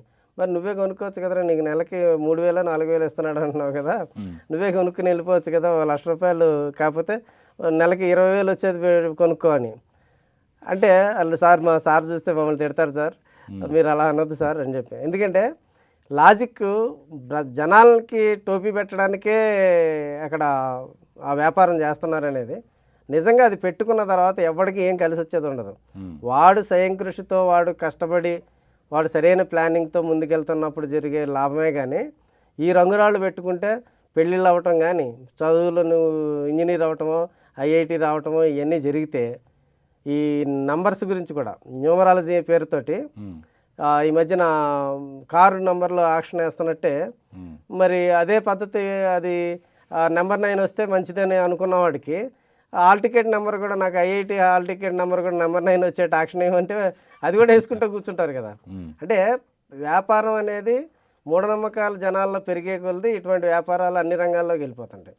గవర్నమెంట్ చేసేది తప్పు, నంబర్లు ఆర్డర్లో ఇచ్చి పడేయాలి, కానీ ఆదాయం వస్తుంది కదా, ఇచ్చేవాళ్ళు ఇచ్చుకుంటున్నారు కాబట్టి చేస్తున్నారు. అదే ప్రతి విషయంలో కూడా గవర్నమెంట్ ఏదో రకంగా సామాన్యులను ప్రోత్సహిస్తుంది. అవును, ఇప్పుడు 9వ నంబర్ వాడికి ఇన్ని లక్షలు, 5వ నంబర్ వాడికి ఇన్ని లక్షలు అని. మరి కాబట్టి గవర్నమెంట్ ఇట్లా చేస్తుంది. మరొక ఉదాహరణ ఏంటంటే ఈ రుద్రాక్షల గురించి మీరు చెప్పారు, పాండురంగారావు గురించి. ఆయన ఈ మధ్య టీవీలో ఏం చెప్తున్నారంటే రాష్ట్రపతి అవార్డు ఇచ్చారు నాకు అంటున్నాడు రుద్రాక్షల మీద. మరి రుద్రాక్షలే మూఢనమ్మకం ఏంటి, రాష్ట్రపతి అవార్డు ఇవ్వటం ఏంటి? రాష్ట్రపతి అవార్డు అనేది కాదనుకుంటుంది, ఏదో ఇచ్చాడు రాష్ట్రపతి ద్వారా, రాష్ట్రపతి పెట్టానో దగ్గర సొమ్ము వస్తుంది. మరి ఈ రకంగా ఇంత ప్రముఖులు కూడా ఆయన పిలవడం, మరి ఆయనతో మాట్లాడటం, ఇది పబ్లిసిటీ చేసుకుంటున్నారు కదా. అంతే. ఇదంతా ఇప్పుడు పాండురంగారావు గారికి నాకు డిస్కషన్స్ చాలాసార్లు పెట్టారు టీవీలో. డైరెక్ట్గా ఇట్లాంటివి అడుగుతుంటే ఆయనకి ఆ ఏకముఖి పంచముఖి ఏదో పేర్లు పెట్టి ఆ గింజలు నలిగిపోయిన గింజలకి ఒక సిమెట్రీ ఉంటుంది. ఆ సిమెట్రీ దాన్ని పెట్టుకుంటే కలిసి రావటం అనేది ఏ విధంగా ప్రూవ్ చేస్తాడు ఆయన? మరి పెట్టుకున్న వాళ్ళందరికీ జరిగినాయా, మీరు ఎవరెవరికి అమ్మారో ఒకసారి లిస్ట్ ఇవ్వండి అంటే ఇవ్వడం.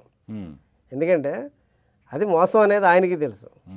ఆయన ఒక డాక్టరేట్ కూడా. మళ్ళీ ఇటువంటి విషయాలని మనం అడిగేటప్పుడు వాటిని దాటవేయడానికి ప్రయత్నం చేస్తుంటారు. ఎందుకు చాలా తెలివిగా మాట్లాడగలరు వాళ్ళు. మరి వీళ్ళకి డాక్టరేట్ కూడా ఇస్తున్నారు ఈ రంగాల్లో. అంటే ఈ రంగం కాదు, ఆయన మామూలుగా ఈ ఇచ్చారండి ఈ మధ్య. అంటే ఏ రంగం అంటే ఈ తెలుగు యూనివర్సిటీలో కొన్ని దిక్కుమాలిన కోర్సులు ఉన్నాయి, దాంట్లో డాక్టరేట్లు ఇస్తున్నారు. ఇప్పుడు న్యూమరాజీ వాళ్ళకి, వాస్తు వాళ్ళకి, వీళ్ళందరికీ కూడా డాక్టరేట్లు ఇస్తున్నారు. అంటే డాక్టర్ అని పెట్టుకునే కొన్ని వైద్యాలు వాళ్ళు ఇప్పుడు ఆర్ఎంపీ కూడా డాక్టర్ అని పెట్టుకుంటాడు కదా, గౌరవ డాక్టరేట్లు ఇచ్చే ఆర్గనైజేషన్ ఇలాంటి పనులు ప్రజలను తప్పుదావ పట్టిస్తున్నారు. వీళ్ళకి ఎందుకు డాక్టరేట్ ఇస్తున్నారు?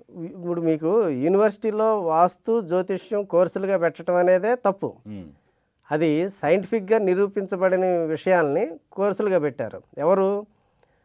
గతంలో బీజేపీ గవర్నమెంట్ ఉన్నప్పుడు మురళీ మనోహర్ జోషి అనే ఆయన హెచ్ఆర్డి మినిస్టర్గా ఉన్నప్పుడు ఆయన వీటిని పెట్టాడు. పెట్టినప్పుడు జ్యోతిష్యం గురించి మనం ప్రశ్నలు వేస్తే గణాపాటీలను అడగాలి, కానీ రోడ్డు మీద పోయే ప్రతి వాడిని కూడా అడిగి మీరు అది జ్యోతిష్యం అనుకుంటే ఎలా కుదురుతుంది, మీకు డాక్టర్లు అందరూ చేసేదంతా కరెక్టేనా అని. ఇక్కడ మనం కంపేర్ చేయాల్సింది మిమ్మల్ని వాళ్ళని అడిగాం, మీలో గణాపాటీలు ఎవరో చెప్పండి పోని, మాట్లాడలాం. మురళీ మనోహర్ జోషి అప్పుడు ఉన్నప్పుడు బీజేపీ 9 months ముందే తన పరిపాలన అంటే ముందుగానే వాళ్ళు రాజీనామా చేసి ఎలక్షన్స్కి వచ్చారు. మరి నిజంగా జ్యోతిష్యం శాస్త్రం అనుకున్నప్పుడు గణాపాటీలు వాళ్ళ దగ్గర ఉన్నప్పుడు 9 నెలల ముందే మీరు గవర్నమెంట్ని రద్దు చేసుకుని ఎలక్షన్స్కి వస్తే ఎందుకు ఓడిపోయారు? ఆయన కూడా ఓడిపోయాడు, మురళీ మనోహర్ జోషి కూడా ఓడిపోయాడు. అంటే అర్థం ఏంటి? నువ్వు చెప్తున్న దానికి కేంద్ర స్థాయిలోనే నీకెవడో గణాపాటీలు జ్యోతిష్యం చెప్పినోడు లేడా? నువ్వే తప్పు చేసాక 9 నెలల పాలన కూడా కోల్పోయి ఓడిపోయి ఇంట్లో కూర్చున్నారు. దాదాపు 10 సంవత్సరాలు పట్టింది మళ్ళీ గెలవడానికి. మరి మీ జ్యోతిష్యం ఏమైపోయింది? అలాగా మనం వాళ్ళని నిలదీసినప్పుడు, పబ్లిక్గా ఇట్లా మీడియా ద్వారా నిలదీసినప్పుడు కొంతమంది మారడానికి అవకాశం వస్తుంది. మొత్తం జనమందరూ మారాల్సిన అవసరం లేదు. ఇప్పుడు మరొక ప్రధాన ప్రశ్న అండి, చాలా ఇంపార్టెంట్. ఏంటంటే ఈరోజు చదువుకున్న వాళ్ళు లేకపోతే మీలాంటి వాళ్ళు కొంతమంది ఈ మూఢనమ్మకాలు అంటున్నారు. అంతరిక్ష పరిశోధన శాస్త్రవేత్తలు అంటే వాళ్ళని మించిన సైంటిస్టులు లేరు, ఇక అంతరిక్షాన్నే వాళ్ళు ఛేదిస్తున్నారు. అలాంటి వాళ్ళు కూడా ఇప్పుడు ఇదే శ్రీహరికోటలో ఇస్రో సంబంధించిన చైర్మన్ ఆ శాస్త్రవేత్తలు అది అక్కడి నుంచి రాకెట్ పైకి ప్రయోగించేప్పుడు తీసుకొచ్చి సూళ్ళూరుపేట చెంగాలమ్మ గుడిలో పూజలు చేపిస్తుంటారు. ఆ తర్వాత తిరుపతిలోకి వెళ్ళి పూజలు చేసి వస్తున్నారు. వెళ్ళి వచ్చిన తర్వాత అది గ్రాండ్ సక్సెస్ అవుతుంది. మరి అంటే అప్పుడు ఇదేంటి, అది కరెక్టే కదా? అది జనాలు చూసే వాళ్ళకి ఇంత పెద్ద శాస్త్రవేత్త మొట్టమొదటి వెళ్ళి అక్కడ పూజలు చేయించడం అనేది గమనిస్తున్నారు. దీన్ని ప్రచారంగా అన్ని టీవీలు ఛానల్స్, మన మీడియా అంతా కూడా, ప్రింట్ మీడియా, ఎలక్ట్రానిక్ మీడియా, అది రియల్ జరుగుతుంది కాబట్టి చూపిస్తున్నారు. మరి అది కరెక్టే కాదా? ఎందుకంటే వాళ్ళు వెళ్ళటమే ఒకటి, 2 అక్కడికి వెళ్ళి సక్సెస్ అవుతుంది కూడా. మరి దీని గురించి మీరేమంటారు? ఒకసారి వెళ్ళినప్పుడు పైకి వెళ్ళింది, రెండోసారి తిరుపతిలో పెట్టినప్పుడు కింద పడింది. అప్పుడు కింద పడితే మరి దేవుడికి కోపం వచ్చి కింద పడేసాడు అనాలా? అంటే దేవుడికి ఇప్పుడు మరి మిగతా దేశాలు ఎవరో కూడా ఇట్లా పెట్టట్లేదు, చర్చిలోను మసీదుల్లోనూ పెట్టట్లేదు. తప్పే అది. ఇప్పుడు ఆ శాస్త్రవేత్తకి బలహీనతలు ఉన్నాయి. నేను ఇందాక చెప్పింది అదే. ఒక శాస్త్రవేత్త తన యొక్క రంగంలో అంటే ఈ అంతరిక్ష పరిశోధనలో అందులో నిష్ణాతుడు అయి ఉన్నాడే కానీ అతను మిగతా కార్యక్రమాల్లో కాదు. మరి సరే, దాని హెడ్ ఆఫ్ ది డిపార్ట్మెంట్ అనుకోండి, కింద అనేక వేల మంది శాస్త్రవేత్తలు ఉన్నారు. వాళ్ళు ఎందుకు దీన్ని అంగీకరిస్తున్నారు? ఖండిస్తున్నారు. కింద ఉన్న శాస్త్రవేత్తలు చాలా మంది ఖండించడం మన పేపర్లో వచ్చింది. కానీ ఏంటంటే బాస్ని ఖండించేంత ధైర్యం చాలామందికి ఉండకపోవచ్చు. శాస్త్రీయ దృక్పథం లేనోడిని తిక్కలోళ్ళ ఉంటాడు. కాబట్టి ఆయన్ని మనం ఏంటంటే ఆయన్ని మనకి భారతరత్న అవార్డు వచ్చిన సిఎన్ రావు గారు కూడా గట్టిగా విమర్శించాడు.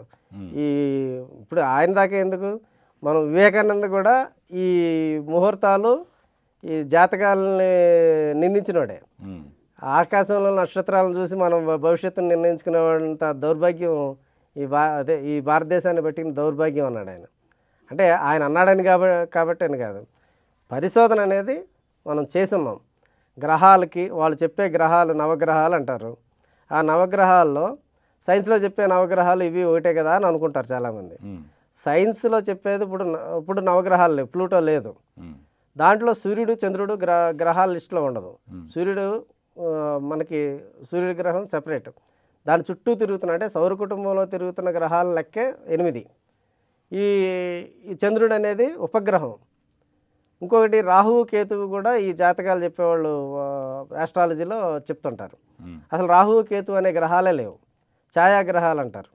అదేంటంటే వీళ్ళు ఊహించుకున్నారు, అక్కడ ఏవో గ్రహాలు ఉన్నాయి, ఏదో మింగేస్తున్నాయి ఇట్లా అనుకుని పెట్టుకున్నారు. అవి నీడలు, అవి ఈ చంద్రగ్రహణం సూర్యగ్రహణం జరిగేటప్పుడు వచ్చే నీడలు, వాటిని కూడా గ్రహాలు అనుకున్నారు వీళ్ళు. పరిశోధన అయితే మన భారతదేశంలో ఆస్ట్రానమీకి సంబంధించి బాగా జరిగింది. మన భారతదేశంలో ఉన్న దౌర్భాగ్యం ఇతర దేశాల్లో కూడా ఇదే ఉంది. ఏంటంటే ఒక మతం ఒక పుస్తకం రాస్తుంది, మతం రాసింది ఇంకెట్టి పరిస్థితుల్లో తప్పు కాకూడదు అనే దగ్గర ఉంటారు చాలామంది. ఈవెన్ వేరే వాళ్ళ సిద్ధాంతం, ఇప్పుడు మార్క్సిజం రాశారంటే మార్క్సిజం అజేయం అనుకుంటూ ఉంటారు. హిందూ మతం, క్రిస్టియానిటీ వీళ్ళు కూడా ఏంటంటే ఇక మతం చెప్పిన ప్రతి వాక్యం కూడా 100% ఈ రోజుకి తర్వాత ఎన్ని కాలాలకైనా కూడా అది ఉంటుంది, నిలబడుతుందని. అట్లా ఉండదు. సైన్స్ ఎప్పుడు కూడా మార్పు చెందుతూ ఉంటుంది. ఆ మార్పు చెందే వాటిని యాక్సెప్ట్ చేస్తూ పోవాలి.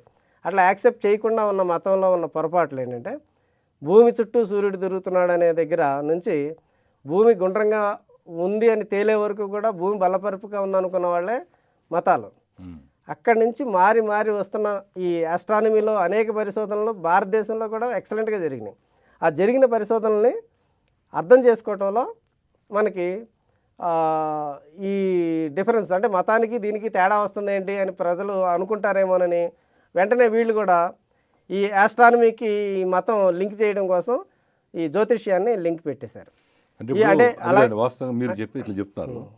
మరి ఇప్పుడు ఈ క్యాలెండర్లు అనేది ఎప్పుడు ముందే ప్రింట్ చేస్తున్నారు. రాబోయే సంవత్సరంలో ఈ యొక్క పండుగలు ఎట్లా వస్తాయి, తర్వాత ఇన్ని ముందే ప్రింట్ చేస్తున్నారు. మరి వాళ్ళకి ఎట్లా తెలుస్తుంది అంటారు? అది ఆస్ట్రానమీ, అది ఆస్ట్రానమీ. అంటే నేను అనేది అందుకనే వీళ్ళు ఏం చేశారు, ఈ ఆస్ట్రానమీ డెవలప్మెంట్స్ ఏవైతే సైంటిఫిక్గా జరుగుతున్నాయో ఈ ఆర్యభట్ట వీళ్ళు భాస్కర్ వీళ్ళందరూ చేసినవన్నీ వరాహమిహిరుడు దాన్ని ఎట్లయినా దీన్ని మింగేయాలని చెప్పేసి వీటికి గ్రహాల పొజిషన్స్కి వాటికి లింక్ పెట్టేశాడు.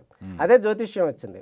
అలాగే మీకు ప్లానింగ్, ఒక బిల్డింగ్ కానీ ఒక అంతఃపురాన్ని కానీ కోటని కానీ ప్లాన్ చేసుకోవడానికి ప్లానింగ్ అండ్ కన్స్ట్రక్షన్ సంబంధించిన వ్యవహారాలు ఉన్నాయి.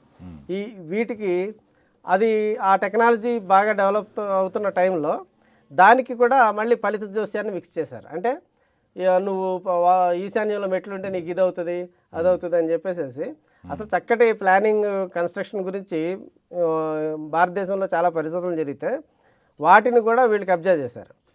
అట్లా ఈ రోజున మళ్ళీ ఈ రోజున యోగా అనేది కూడా అంతే. ఎక్సర్సైజులు మంచి బ్రహ్మాండంగా ఎక్సర్సైజులు కనుక్కుంటే దానికి మళ్ళీ ఓం అని మతానికి గెలిపేశారు. ఇవన్నీ ఒక సైంటిఫిక్ ఎక్స్పెరిమెంట్స్ బ్రహ్మాండంగా జరుగుతున్నవి భారతదేశంలో జరిగినవి. ఈ రోజున అంటే 20th సెంచరీ మొదట్లోనే విమానాలు వచ్చేస్తే అవి కూడా మనం చేసామని కలపడం కోసం ప్రయత్నం చేశారు.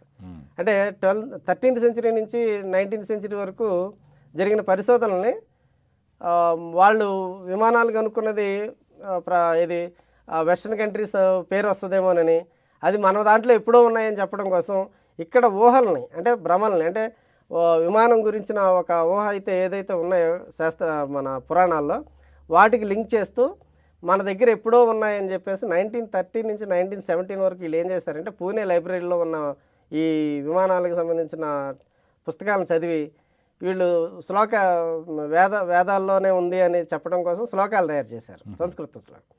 ఆ శ్లోకాలు తయారు చేసి వాళ్ళకి పూర్తిగా టెక్నాలజీ అర్థం కాల, అన్నీ రాయలేకపోయారు. తయారు చేసి ఒక బుక్ తయారు చేసి 1930లో మైసూర్ మహారాజా చేత అది ఆవిష్కరించడానికి అడిగారు. ఇది ఎలా వచ్చింది ఏంటి అని అన్ని ప్రశ్నలు అడిగాడు ఆయన. నేను చేయను అన్నాడు. ఆయన మైసూర్ మహారాజు ఒప్పుకోకపోతే దీన్ని కూడా వాళ్ళు ఓన్ చేసుకోవాలనుకున్నారు. ఇది కూడా అంటే విమానాలను కూడా ఎప్పుడో ఉందని చేయవు. తర్వాత ఏమైందంటే జిఎస్ అయ్యర్ అని ఆయన 1958లో మరలా ఆ పుస్తకాలు భలేదు ఉన్నాయని చెప్పేసి బెంగళూరు నుంచి ఆయన ఇదేదో మన వాళ్ళు ప్రాచీన విజ్ఞానం అనుకుని ఆయన మళ్ళీ తీసుకెళ్ళి ముంబైలో విమానాలు తయారు చేయడానికి అందులో ఉన్న రాసిన రాతలన్నిటికీ కలిపి చేయించాడు. అవి ఎగరకపోగా కాలిపోయినాయి. అందుకని ఏంటంటే ఆ తర్వాత పక్కన పడేస్తే అసలు ఏం జరిగిందని మళ్ళీ ఈ పుస్తకాలు రాసింది ఎవరు ఎలా అని పరిశోధన వెనక్కి తీసుకెళ్ళి చూస్తే ఈ శ్లోకాలు ఛందస్సు అంటే సంస్కృతం వేదాల్లో ఉన్న ఛందస్సుకి ఈ వీళ్ళు రాసిన విమానాల గురించి రాసిన శ్లోకాలకి ఛందస్సు మ్యాచ్ కాలేదు. కాబట్టి ఇది వేదకాలం నాటిది కాదు, ఎవరో తయారు చేశారు. ఈ ఛందస్సు తయారు చేసేవాడు ఎవడు, ఇది ఎక్కడి నుంచి అని మొత్తం చేస్తే 1930 నుంచి 17 వరకు సుబ్బరాయ శర్మ అని ఆయన, హనుమంత శాస్త్రి అని ఆయన ఇద్దరు కలిసి ఆ పుస్తకాన్ని తీసుకొచ్చి మైసూర్ మహారాజు ఒప్పుకోకపోతే అక్కడ పక్కన పడేశారు. అది మళ్ళీ 58లో ఒక ఆయన ప్రయత్నం చేశారు. ఇప్పుడు మరలా మొన్న సైన్స్ కాంగ్రెస్ జరిగితే దాంట్లో ఈ మూఢనమ్మకాలను తీసుకెళ్ళి ఒక ఆయన అప్పుడు 80 శ్లోకాలు రాస్తే ఇంకో 300 శ్లోకాల కింద తయారు చేసి పెట్టాడు. ఏమని రాసిందో ఒక్కొక్క శ్లోకం చదివి అర్థం చెప్పాయంటే, నీ విమానం శత్రు విమానాన్ని తప్పించుకోవాలనుకుంటే నీ విమానం అద్దాలకి పొగాకు వేప నూనెలు రాసేస్తే దాని మీద నుంచి వచ్చిన పొగలతో శత్రువు నీ విమానాన్ని కనిపెట్టలేడు. ఇట్లాంటి శ్లోకాలు అన్నమాట. అంటే అసలు ఏంటిది, విమానం బస్సు అది ఆపేసి అద్దాలకి రాయటానికి అది అంటే అంత హాస్యాస్పదంగా ఉంటాయి ఆ శ్లోకాలన్నీ. అంటే వీడికి అక్కడ టెక్నాలజీ అర్థం కాల, రాయడానికి ఏం చేయాలో తెలియలేదు, సూత్రాలు లేవు, ఏ విధంగా ఒక ఏరోప్లేన్ ఎగురుతుందో తెలియదు. మరి ఆ వేదాల్లో మనం అడిగే ప్రశ్నలు మనం సరిగ్గా అడిగితే వేదాలు ఏ విధంగా వచ్చినాయి, తాటాకుల మీద కూడా రాయలేదు వాళ్ళు, శృతుల్లో వచ్చినాయి. శృతుల్లో వచ్చినవంటే ఒకరి ద్వారా ఒకళ్ళు చెప్పుకుంటూ వచ్చిన వాటికి అంటే లిపే లేదు, సరైన లిపి కూడా లేని రోజులు.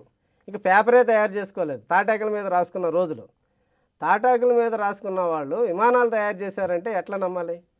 అంటే ప్రజల్ని, భారతదేశ ప్రజలు ఎన్నో ఆవిష్కరణలు మంచివి చేస్తే, అటు ఖగోళ విజ్ఞాన శాస్త్రం కావచ్చు, మ్యాథమెటిక్స్ కావచ్చు, వైద్య రంగం కావచ్చు, ఎడ్యుకేషన్లో కావచ్చు, సైకాలజీలో చాలా రంగాల్లో నిష్ణాతులందరూ భారతదేశంలో ఉండి అవి చెప్పుకోకుండా ఇప్పుడు వచ్చే కొత్తవన్నీ కూడా క్లోనింగ్, టెస్ట్ ట్యూబ్ బేబీ అన్నీ మనయే ఉన్నాయని చెప్పేసి ఈ మధ్యన మోడీ లాంటి ఒక భారతదేశానికి, ఒక పెద్ద దేశానికి ప్రధానమంత్రి అయ్యి all India institute of medical సైన్సెస్లో అందరూ కూర్చుని ఉంటే, డాక్టర్స్ ప్రొఫెసర్స్ కూర్చున్న మీటింగ్లో మనకి ఎప్పుడో ప్లాస్టిక్ సర్జరీ వచ్చింది, దానికి ఉదాహరణ వినాయకుడికి ఏనుగు తలకాయ పెట్టడమే అన్నాడు. ఏనుగు తలకాయ తీసుకొచ్చి తోలు కుడితే అదేమన్నా సంచి కుట్టినట్టు కుట్టేయడం అని ప్లాస్టిక్ సర్జరీ. దాంట్లో తలకాయలో మొత్తం ఎన్ని ఉంటాయి, వెన్నుపూసలు ఉంటాయి, నరాలు ఉంటాయి, రక్తనాళాలు ఉంటాయి, అన్నీ కలపాలి కదా. అంటే ఒక హెడ్ ట్రాన్స్ప్లాంటేషన్ చేసిన విషయాన్ని ఒక భారతదేశానికి ప్రధానమంత్రిగా ఉండి అది సింపుల్గా ప్లాస్టిక్ సర్జరీ కింద మాట్లాడాడు. అదేనండి, ఇప్పుడు ఇలాంటి విషయాలు ఇప్పుడు మీరు ప్రధానమంత్రి అట్లా మాట్లాడాడు, తర్వాత పెద్ద పెద్ద అధికారులు మాట్లాడుతున్నారు. దీని మీద ఈ మధ్యన అంటే మీలాంటి వాళ్ళందరూ చూసి మరి మన రామ్ జెఠ్మలాని గారు ఈ మధ్యన రాముడు మన శ్రీరామనవమి గురించి చెప్పాడు. రాముడు దేవుడైతే తన భార్యని 14 సంవత్సరాలు ఎందుకు పంపిస్తాడు అడవికని, దేవుడు కాదని. అప్పుడు పెద్ద సంచలనమైంది అది. తర్వాత మన రామ్ గోపాల్ వర్మ గారు వినాయకుడి గురించి చెప్పాడు. నిజంగా మన శివుడు దేవుడైతే, వినాయకుడి దేవుడైతే, ఆ శివుడు వచ్చి మరి కొడుకునని కూడా చూడకుండా తొండం ఎందుకు నరికేస్తాడు, నరకడం ఏంటి, మళ్ళీ తీసుకొచ్చి నిజంగా దేవుడైతే మళ్ళీ నిజంగా అదే పెట్టాలి కదా, ఇంకో జంతువుని చంపి పెట్టడం ఏంటో అన్నాడు. ఇది పెద్ద దుమారం లేసింది.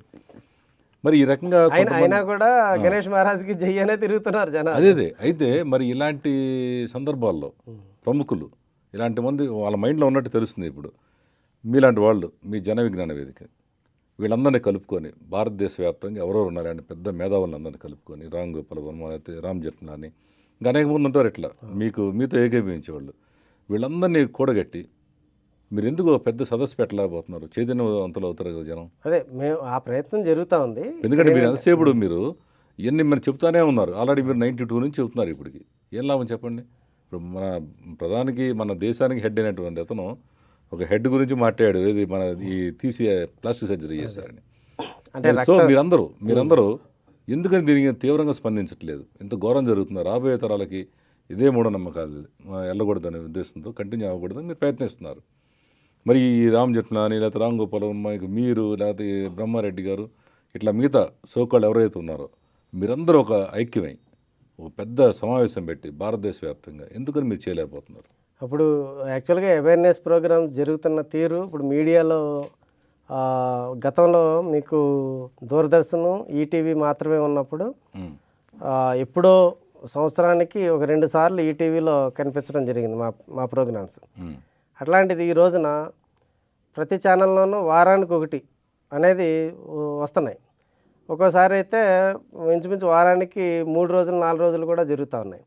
అంటే ఆ అవగాహన ఆలోచన అనేది పెరుగుతూ ఉంది. ఇది సినిమాల్లో కూడా వచ్చింది ఈ మధ్యకాలంలో.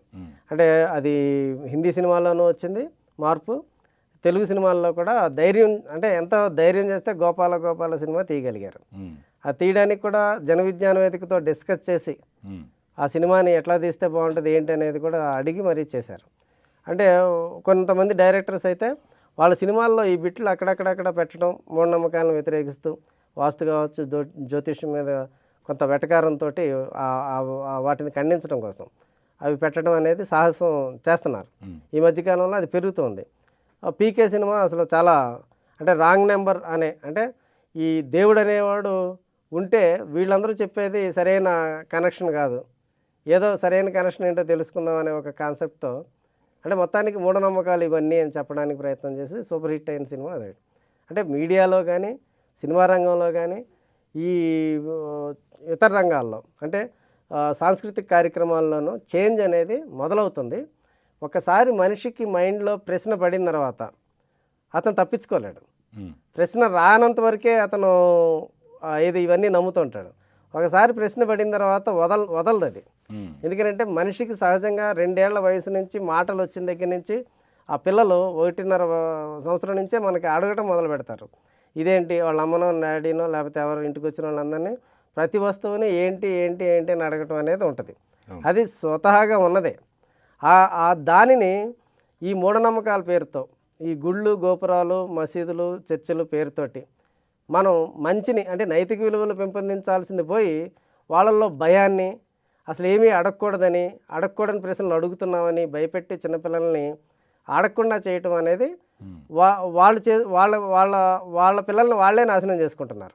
చివరగా మీరు ఒక ఇంపార్టెంట్ ప్రశ్న మీకు వేస్తున్నాను. ఈ యొక్క సమాజాన్ని ఈ రకంగా మీలాంటి వాళ్ళు ఎంతమంది చెబుతున్నా వినకుండా ఈ తల్లిదండ్రుల దగ్గర నుంచి కానీ లేకపోతే ఈ నాయకుల దగ్గర నుంచి కానీ బాబాల దగ్గర నుంచి కానీ ప్రభావితం చేస్తున్నారు. కాబట్టి ఈ యొక్క జనాలను మార్చడం కోసం, ఇంకా విజ్ఞానం పెంపొందించడం కోసం మీరు అసలు ఏం చేస్తే బాగుంటుంది అనుకుంటున్నారు? అసలు మీరు ఎందుకంటే ఇన్నాళ్ళ నుంచి దీంట్లో ఉన్నారు కదా, ఏం చేస్తే మారుతారు వీళ్ళు అని మీరు ఏమనుకుంటున్నారు? ఎలాంటి కార్యాచరణ చేపడదాం అనుకుంటున్నారు? మనకి మొట్టమొదటి మనం గుర్తుంచుకోవాల్సింది ఏంటంటే 100కి 100 మార్పు అనేది ఎప్పుడు జరగదు. మనకి సమాజంలో సైంటిస్టులు, డాక్టర్లు వీళ్ళ లెక్క మనం చూసుకున్నప్పుడు 100కి 2 కూడా ఉండరు. కానీ ఆ సైంటిస్ట్ కనిపెట్టిన టూత్పేస్ట్ వాడతాం, ఆ సైంటిస్ట్ కనిపెట్టిన అనేక రకాల ఇన్స్ట్రుమెంట్స్, మొబైల్ ఫోన్స్ లేకపోతే ఇంకేమైనా మన జీవితాన్ని నిత్య జీవితంలో అవసరమైన వాటిని ఆహార పదార్థాలు ఏదైనా కూడా ఒక సైంటిస్ట్ చెప్తేనే మనం ఫాలో అవుతున్నాం.